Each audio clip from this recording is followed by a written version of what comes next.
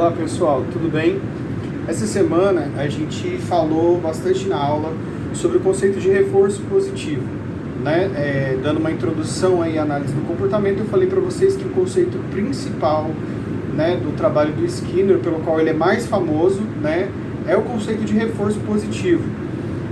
Além de muitas outras coisas que o Skinner contribuiu aí para o behaviorismo, né, para retirar o behaviorismo daquele behaviorismo antigo, né, que era o behaviorismo estímulo-resposta, e trazer o behaviorismo para a atualidade, né, essa contribuição que esse pesquisador, que é o B.F. Skinner, dá para a gente, se encontra principalmente no plano da filosofia, né, a filosofia behaviorista radical, que tem uma outra visão do que é comportamento, uma outra visão da concepção de mente e da concepção de psicologia, e novos métodos de pesquisa em relação ao behaviorismo clássico, que a gente chamou de behaviorismo metodológico. Então, o principal conceito que ele vai fundar no laboratório, no trabalho dele experimental, é o conceito de reforço positivo. Nós vimos, historicamente, que o behaviorismo surge da ideia de deixar a mente de lado e estudar o comportamento, né? Nesse princípio de estudar o comportamento, nessa intenção, dessa tentativa de estudar o comportamento, os primeiros behavioristas, os primeiros psicólogos que elegem o comportamento como objeto, vão trabalhar com a relação do reflexo, tá? Eles vão trabalhar com o conceito de reflexo, que vem lá da fisiologia.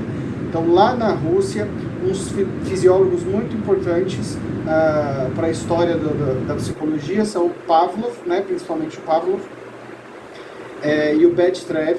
Eles estavam estudando, né, o funcionamento do reflexo, que é o quê? Respostas automáticas do nosso corpo a estímulos do ambiente.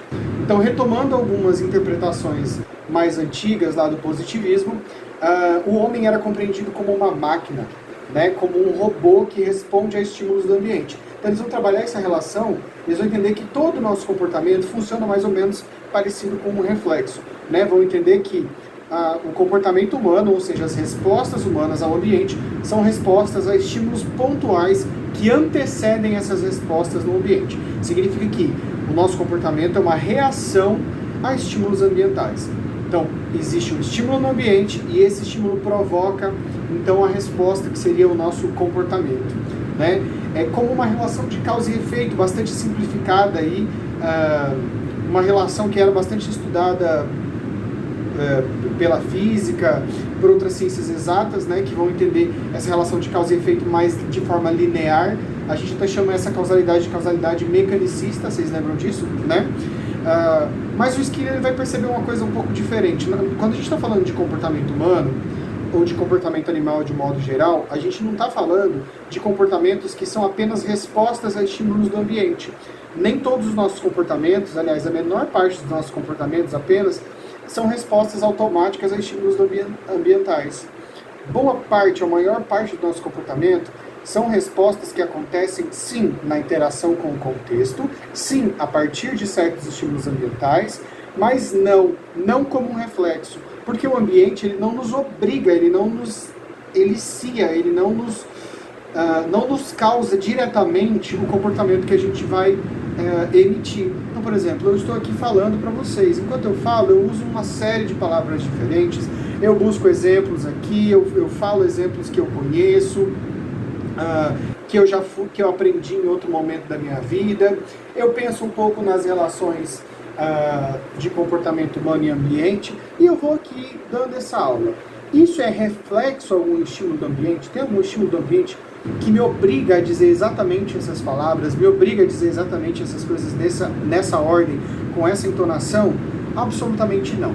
Então, meu comportamento mais complexo, o comportamento mais complexo de todos os animais, especialmente do ser humano, não pode ser entendido como reflexo, tá? Ele precisa ser entendido de um jeito um pouco mais complexo, e é por isso que o Skinner vai trazer o conceito de reforço positivo, para explicar esses comportamentos que não têm causa determinada no ambiente antecedente.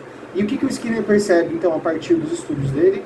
Ele começa a perceber que esses comportamentos, eles têm uma relação não só com o estímulo que antecede a resposta, né, mas também com o estímulo que é produzido pela resposta. Ele vai argumentar que todo o nosso comportamento altera o ambiente.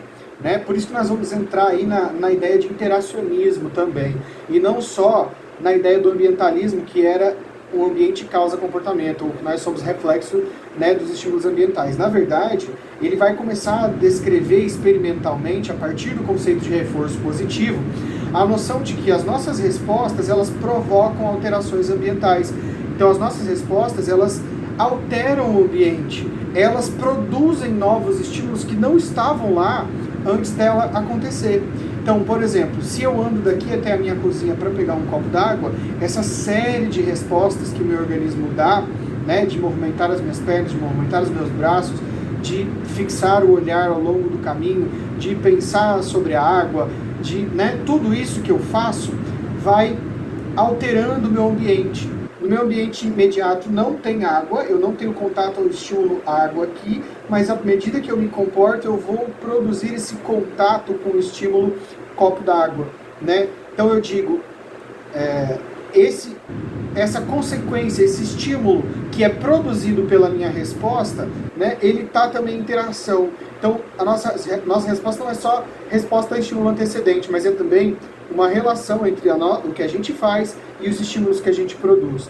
Quando a gente produz uma certa classe de estímulos, né, que vai fortalecer o nosso comportamento, ou seja, que a gente pode observar que o organismo mantém uma certa classe de respostas, né, que tem uma relação com a produção desses estímulos e tem uma certa regularidade nessa relação, a gente vai dizer que está acontecendo aí um reforçamento positivo.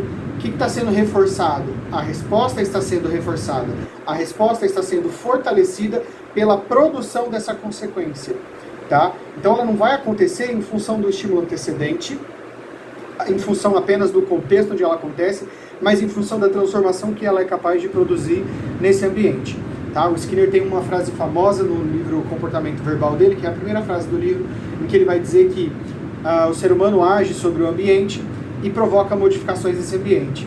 E, por sua vez, o seu próprio comportamento é modificado a partir dessas consequências. Quer dizer, a forma como nós agimos provoca mudanças no ambiente, e essas mudanças que nós produzimos no ambiente retroagem sobre o nosso comportamento. De que forma?